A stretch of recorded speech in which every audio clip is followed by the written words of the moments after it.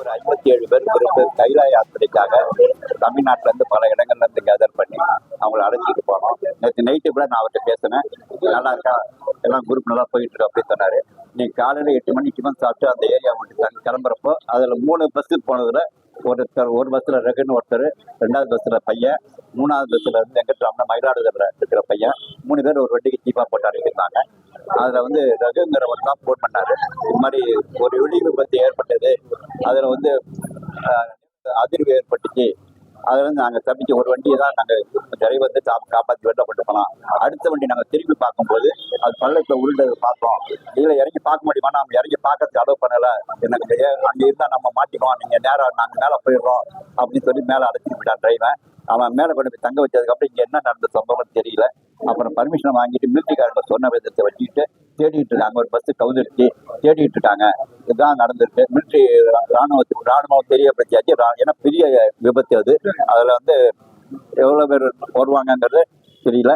அண்ணன் தான் வழி சொல்றோம்.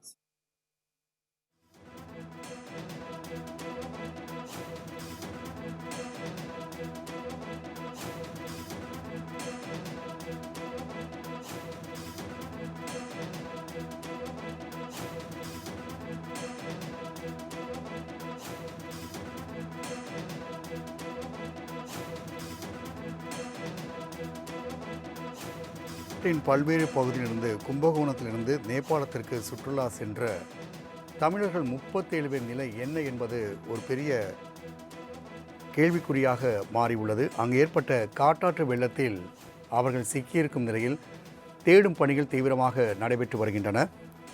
தமிழ்நாட்டிலிருந்து 57 பேர் சுற்றுலா சென்ற நிலையில் 20 பேர் பத்திரமாக இருப்பதாக தெரிவிக்கப்பட்டுள்ளது. மேலும் 37 தமிழ் நிலை என்ன என்பது குறித்தாக அந்த சூப்பர் யாத்ரா ஏஜென்சியின் உரிமையாளர் கூறிய செய்திகளை நாம் பார்த்தோம். கும்பகோணத்தை சேர்ந்த சூப்பர் யாத்ரா ஏஜென்சி மூலமாக சென்ற தமிழக சுற்றுலா பயணிகள் 37 பேர் நிலை என்ன என்பது குறித்தான ஒரு பெரிய கேள்விக்குறி எழுந்துள்ளது. அங்கு ஏற்பட்டுள்ள காட்டாற்று வெள்ளத்தில் அவர்கள் சிக்கியிருக்கலாம் என கூறப்படும் நிலையில் இந்தியா மற்றும் தமிழ்நாடு சார்பாக தூதரகங்கள் வாயிலாக நடவடிக்கைகள் எடுக்கப்பட்டு வருகின்றன. அவர்கள் அறிவதற்குரியான சிறப்பு எண்களும் அறிவிக்கப்பட்டுள்ளது. தற்போது நம்முடன் செய்தியாளர் அருள் ரூஸ்பெட் இணைகிறார். அருள் ரூஸ்பெட், 20 பேர் பாதுகாப்பாக இருக்கக்கூடிய நிலையில் மீதம் இருக்கக்கூடிய 37 தமிழர் நிலை என்ன என்பது குறித்தான எந்த ஒரு விவரம் தற்போது வரை வெளியிடப்படவில்லை. இந்த 37 பேரும் எந்தெந்த பகுதியை சேர்ந்தனர் என்ற விவரங்கள் வெளியாகியுள்ளன.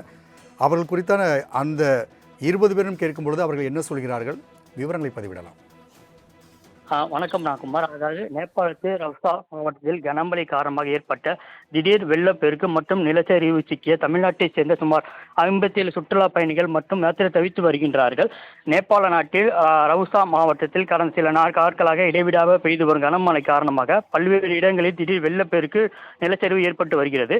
இதன் காரணமாக முக்கியநாத் உள்ளிட்ட ஆன்மீக தலங்களில் பல்வேறு சுற்றுலா பகுதிகளுக்கும் பயணிகள் வந்து செல்கின்றனர். இந்நிலையில் தமிழ்நாட்டைச் சேர்ந்த 57 பயணிகள் அங்கே தவித்து வருவதாக தகவல் வந்துள்ளது. மேலும் போக்குவரத்து முற்றிலும் துண்டிக்கப்பட்ட நிலையில் நடுவழியில் தவித்து வருவதாகவும் தெரிவித்து வருகின்றனர்.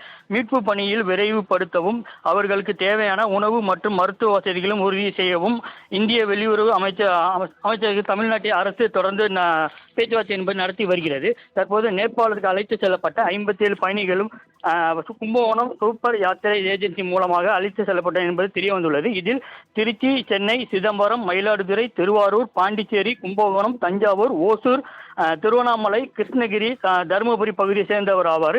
கடந்த 23ஆம் தேதி 3 வேன் மூலமாக அழைத்து செல்லப்பட்டுள்ளனர். நேபாள சீன எல்லை அருகே சென்று கொண்டிருந்த பொழுது வெள்ளத்தில் ஏற்பட்ட நிலச்சரிவு மூலமாக வேன்கள் சிக்கியுள்ளனர். இதில் ஒரு வேனில் பயணித்த 20 பேர் தப்பி மேலே வந்துள்ளனர். மீதமுள்ள 2 வேனில் பயணம் செய்த 37 நிலை என்னவென்று தெரியாத நிலை ஏற்பட்டு வருகிறது.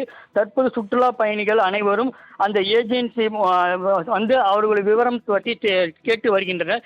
இருந்தாலும் சரியான விவரம் தெரியாத காரணத்தால் அங்கே பதட்டமான சூழ்நிலை ஏற்பட்டு வருகிறது. ராம்குமார்.